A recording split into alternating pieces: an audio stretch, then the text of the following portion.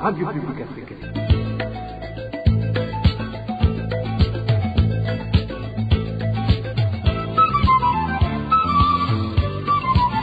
Radio Publique Africaine.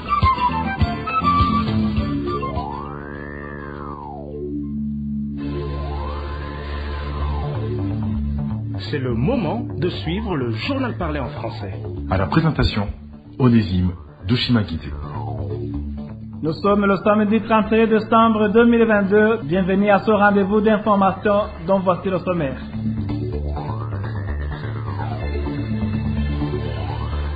La Cour de la communauté est-africaine a été manipulée pour avoir statué que le troisième mandat de fait président Pierre Nkurunziza était anticonstitutionnel. Propos du président de la République du Burundi qui précise que tous ceux qui déclarent que ce mandat était anticonstitutionnel veulent ternir l'image du Burundi. Au sommaire également, la perception des impôts et taxes ne relève de la compétence du chef de l'État et il n'est en aucun cas obligé de poursuivre lui-même ceux qui ont dilapidé les biens publics.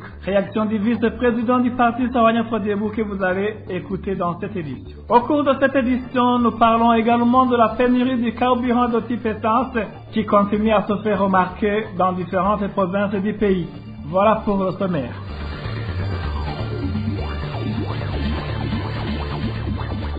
Ouvrons cette édition sur la page politique. Le président de la République du Burundi accuse la Cour de la communauté est-africaine d'avoir été manipulé en tranchant en faveur de certains Burundais mal intentionnés qui crament haut et fort que le troisième mandat de ce président Pierre Nkurunziza était anticonstitutionnel. Suivez plutôt le président Evariste Ndayishimiye. Il répondait aux questions de la population lors d'une émission publique qu'il a animée ce vendredi en province de Kirundo.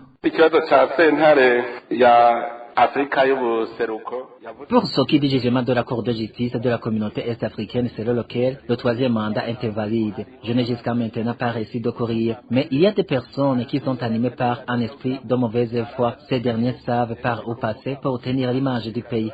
Si on admettait que le jugement rendu était valide, êtes-vous au courant de ce qui est la souveraineté du pays? La constitution de notre pays est-elle identique à celle de l'Ouganda, ou bien à celle de la Tanzanie, ou encore à celle du Soudan du Sud ou du Kenya? Expliquez-moi alors comment pourrait-elle décortiquer la constitution de chaque pays membre? C'est signe qu'il y a une manipulation quelque part. Aucun pays n'a droit de s'ingérer dans l'application de la constitution dans notre pays. Que ces politiciens ne vous mènent pas en bateau. Il y a des personnes qui savent manipuler les autres. N'avez-vous jamais entendu parler de telle manipulation dans la justice burundaise, n'est-ce pas? Vous qui ne cessez de vous plaindre, pourquoi cette cour ferait de différence? Sachez que cette cour peut également être manipulée rien que pour arriver à déstabiliser le Burundi. Je ne suis pas de ceux qui sont faciles à déstabiliser car je suis au courant que c'est la loi qui nous régit. Le président Evariste Ndayishimiye indique également que la loi burundaise est verrouillée et ne permet pas à quiconque parmi les responsables de voler dans les caisses publiques. Il précise que ce dont ils sont capables, c'est la corruption. Mais là aussi, Evariste Ndayishimiye déclare que ceux qui sont démasqués sont révoqués définitivement de la fonction publique. Écoutez encore une fois le président burundais Evariste Ndayishimiye.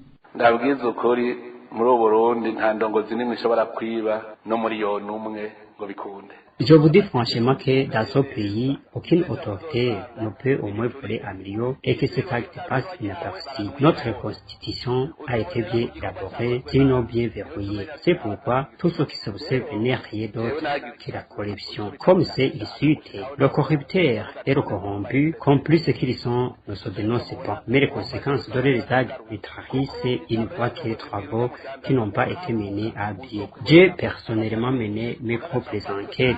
Quand j'ai découvert la vérité, je me suis demandé comment est-ce que je me prendrais dans la prise de décision si jamais c'était moi qui faisais la loi. C'est pourquoi, quand c'est moi qui attrape les autorités qui ont perpétré des délits, ils ramènent ce qu'ils ont volé. Les autorités menacent les commerçants qui travaillent avec eux en leur disant qu'ils auront à faire s'il est dénoncé, et de ce fait, ces commerçants se taisent. Et moi, de mon côté, j'utilise des menaces d'emprisonnement pour contraindre ces gens de ramener l'argent volé. C'est comme que nous parvenons à en récupérer. Mais si tu t'aventures à saisir la justice, tu te rendras compte que ce n'est pas aussi pratique.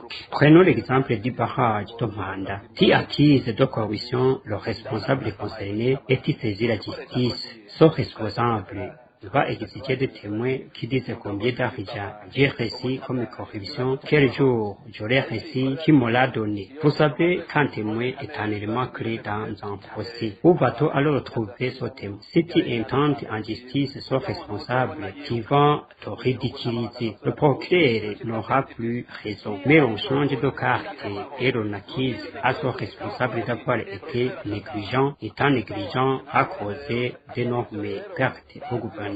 Là, lors, il reconnaît la faute et demande pardon. À ce moment, quel code va-t-il utiliser? Le code pénal? Non. Tu fais recours au droit administratif. Un responsable négligent, combien il va rembourser? En tout cas, moins ce que tu as perdu. Mais qu'est-ce que tu vas faire de lui une fois les choses bien clarifiées? Il n'aura plus de la place dans les fonctions de responsable. Ces responsables qui sont destitués, oui, destitués, ils n'auront jamais droit à d'autres places de responsabilité. ikintu cyitwa destitution niyo abari ndongozi ishaka amahoro ntizikore gushika uvuga ndi destitution. Je vous le disais en titre, la perception des impôts et taxes ne relève pas des missions du chef de l'État et il n'est en aucun cas obligé de poursuivre lui-même ceux qui ont dilapidé les biens de l'État. Réaction du vice-président du parti Sawanya Frodebu après que le président Evariste Ndayishimiye ait affecté 1 milliard de francs burundais venus de recouvrement des dettes de l'État à la construction du stade Intwari.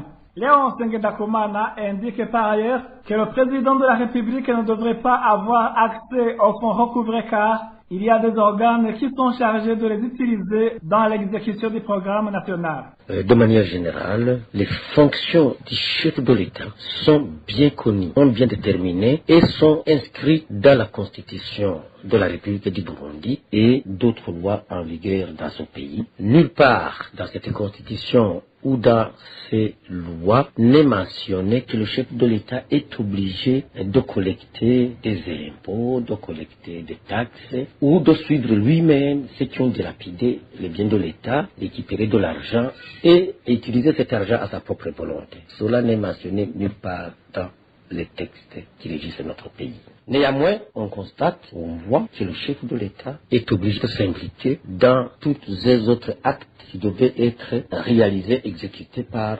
d'autres institutions comme le gouvernement, comme le Parlement, comme l'appareil judiciaire et d'autres services de l'État.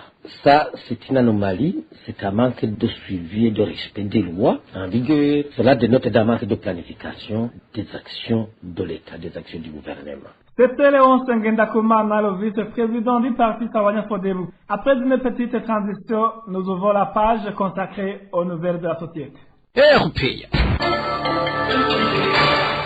La pénurie du carburant de type essence continue à se faire remarquer dans différentes provinces. Là où ce produit est disponible sur les stations-service, on assiste à de longues files d'attente et cela a comme conséquence l'augmentation des prix de déplacement. Le point avec Daniker Irakumba. Une seule station a distribué le carburant de type essence ce vendredi sur les 15 stations se trouvant dans la ville de Gitega, en plus de 2 qui ne sont plus opérationnelles. Ce samedi jusqu'à midi, 2 stations seulement étaient en train de distribuer le carburant de type essence. Toutefois, de longues files de véhicules et de motos des propriétaires qui voulaient être approvisionnés étaient remarquables. Il y en a même ceux qui laissent leurs véhicules sur les stations pour être les premiers à être servis en cas de disponibilité de l'essence.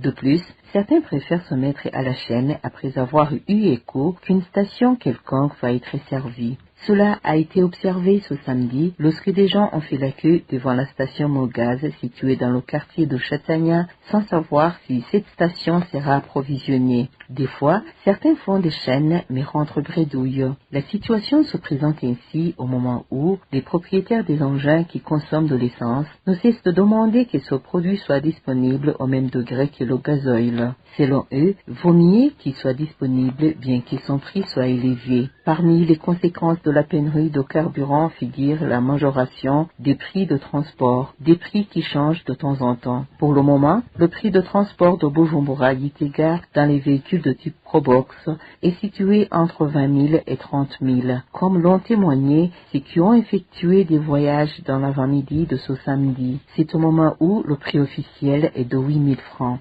Certains gens indiquaient que la pénurie de l'essence est due au manque de devises utilisées pour son importation. Entre-temps, le président de la République avait déclaré avoir pris en main la gestion du carburant, une promesse pourtant qui n'a duré que le temps de la rosée. Merci à toi, Daniclaire et à Toumba. À mairie de Bujumbura, la population se réjouit dans les gémiers qui s'observent actuellement dans l'approvisionnement en carburant dans cette ville. Néanmoins, ce produit reste indisponible sur les stations appartenant à la société Interpétrole. Le point avec Hervé Seigneur Mungere. Depuis le matin de ce vendredi, différentes stations à essence, surtout celles se trouvent au périphérie de la mairie de Bujumbura, distribuaient du carburant.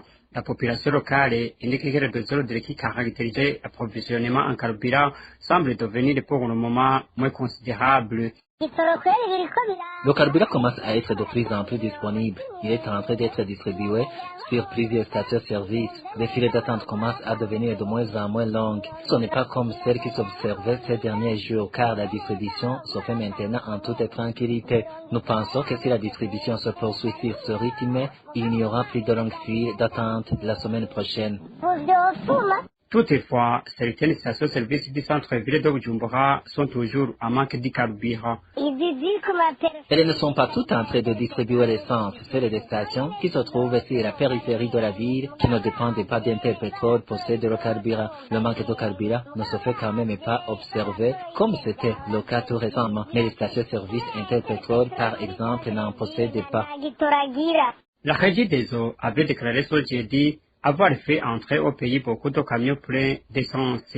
La société a même saisi l'occasion pour faire savoir que les problèmes à l'origine de la pénurie récurrente du carburant sont déjà résolus. Une annonce face à laquelle la population reste pourtant pessimiste. Merci à toi aussi, Hervé Seigneur Mungere. Les épidémies exotiques, le manque de fertilisants organiques et le changement climatique ont caractérisé l'année 2022 dans les secteurs de l'agriculture, l'élevage et l'environnement. Plus de détails avec Eric Nyonzima.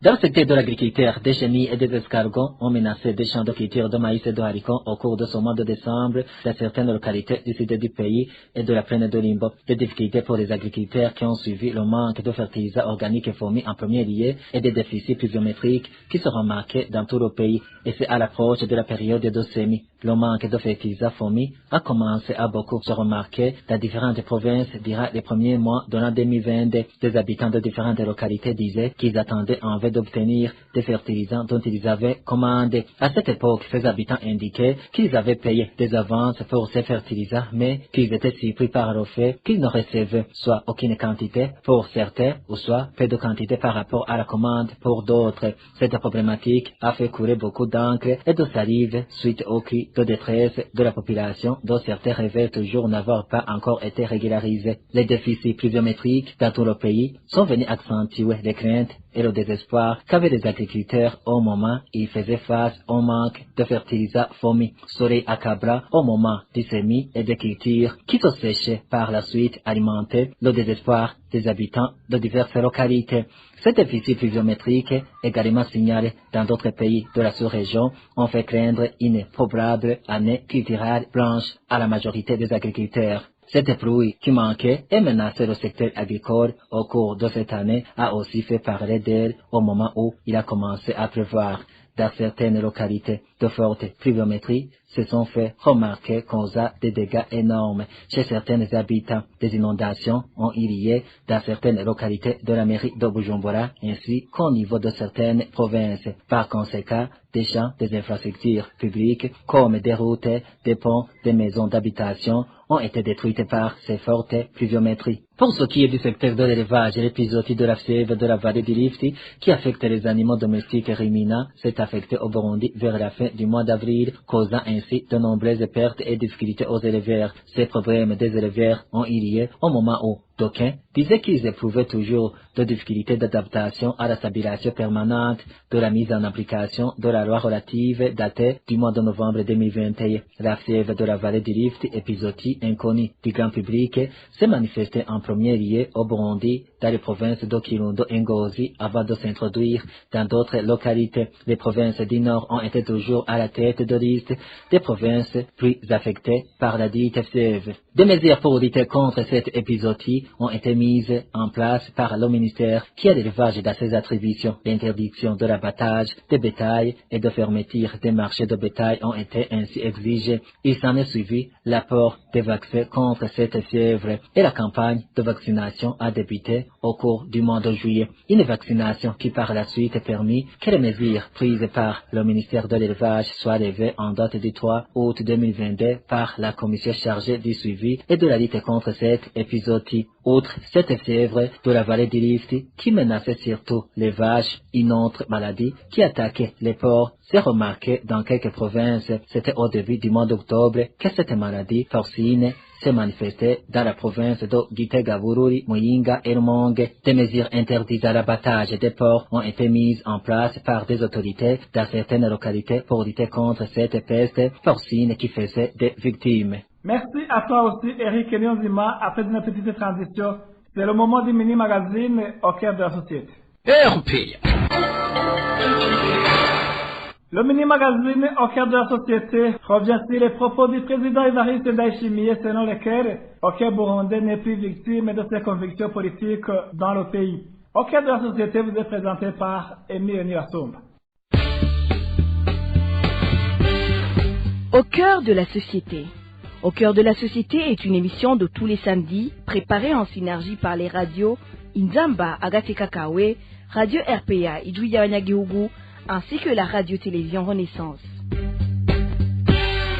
Il n'y a plus d'assassinat politique à signaler dans le pays. C'est ce qu'a déclaré le président de la République du Burundi, Evariste Ndayishimiye, ce vendredi dans une conférence publique. Mais certains politiques ne sont pas du tout du même avis. Dans le mini-magazine Au cœur de la société de ce 31 décembre 2022, nous avons invité le président de la coalition CEFOR Arusha, Frédéric Bamvuginyumvira, soyez des nôtres. Ce vendredi, alors qu'il animait une émission publique dans la province Kirundo, le président Evariste Ndayishimiye a déclaré que les assassinats et d'autres violations liées aux convictions politiques avaient disparu au Burundi. Ce que je peux vous dire, nous nous rencontrons aujourd'hui alors que le Burundi se trouve dans la paix. Cette paix durable qui nous donne l'espoir. J'ai analysé des comportements indignes de criminalité qui s'observent dans le pays. Le constat est qu'il n'y a plus de criminalité à caractère politique. Les principaux crimes qui se commettent, c'est le vol, des conflits entre individus, des mésententes entre hommes et femmes dans les ménages, des conflits fonciers. C'est juste ça. Il ne s'observe plus de crimes à caractère politique. Frédéric Bamvuginyumvira, président de la coalition politique de l'opposition CEFOR Arusha, estime que le président Evariste Ndayishimiye a menti. Frédéric Bamvuginyumvira cite quelques cas. Les propos du président de la République à la fin de l'année, où il dit qu'il n'y a plus personne qui est tué pour des raisons politiques. Cependant, les faits le contrarient. Monsieur Nyandwi Ferdinand, rapatrié du Rwanda, il est tué le 26 novembre 2022 par les services de l'ordre, accompagné par des Imbonerakure. Monsieur Jean-Claude Nzeyimana d'Orango à Kayanza, membre du MSD, a été tué en octobre 2021. Lionel Nyonsaba de Nyabikere Musenyi à Bubanza, il est du CNL, il vient d'être tué cette année. Pascal Choyitungi, rapatrié du Rwanda le 3 novembre 2021 et introuvable depuis son arrestation le 1er janvier 2022. Ce ne sont que quelques illustrations que nous citons à la volée comme cela, mais il y en a plus d'autres dans d'autres provinces. Donc c'est pour vous montrer que les gens sont aussi tués pour des raisons politiques. Maintenant, s'il y a des personnes qui sont tuées au niveau familial, ça vous montre qu'il y a justement une mauvaise gouvernance, une mauvaise gestion des affaires sociales. Parce que si les gens s'entretuent, tout simplement, vous allez constater qu'à l'intérieur de ces cas, il y a un Imbonerakure où il y a un responsable du parti qui tue parce qu'il sait qu'il est protégé quelque part. Au micro de nos confrères de la télévision Renaissance, Frédéric Bamvuginyumvira estime que les déclarations du président Évariste Ndayishimiye encouragent plutôt les tueurs. Quand il parle comme cela, ça nous indique qu'il n'est pas prêt à changer, parce que quelque part, il développe une théorie, il développe ceci, mais en réalité, il ne change pas de comportement. Je crois qu'il y a un problème de fond. Est-ce que son discours n'est pas pour juste répondre à quelques préoccupations de certaines personnes, alors qu'il est en train de cacher les véritables raisons de la situation qu'il décrit? Est-ce qu'en décrivant ce qu'il voit, ce qui est vrai, est-il prêt à changer? S'il n'est pas prêt à changer les choses, à quoi bon? Je crois que c'est lui qui risque de se discréditer et les gens lui diront on n'a pas besoin d'entendre ce genre de discours. Lorsqu'elle a levé les sanctions à l'égard de certaines hautes autorités du pays à la fin du mois d'octobre, l'Union européenne a demandé au gouvernement du Burundi de traduire ses engagements en actions efficaces et concrètes en ce qui concerne les droits politiques et la libération des prisonniers politiques. Et voilà, c'est par ici que nous mettons un point final au mini-magazine au cœur de la société de ce 31 décembre 2022. Merci à vous tous qui nous avez suivis à la présentation. C'était Émile Nibasumba. Je ne vous souhaite que de meilleurs vœux pour l'année 2023. Rendez-vous l'année prochaine, si Dieu le veut. C'était l'émission Au cœur de la société. Merci à toi, Émile Nibasumba. Merci à vous aussi de nous avoir prêté oreille attentive. À la présentation, vous étiez avec Onésime Doshimagi. Je vous souhaite de bons moments de célébration du Nouvel An 2023. Qu'elle soit pour vous et à nous aussi une année de paix et de prospérité.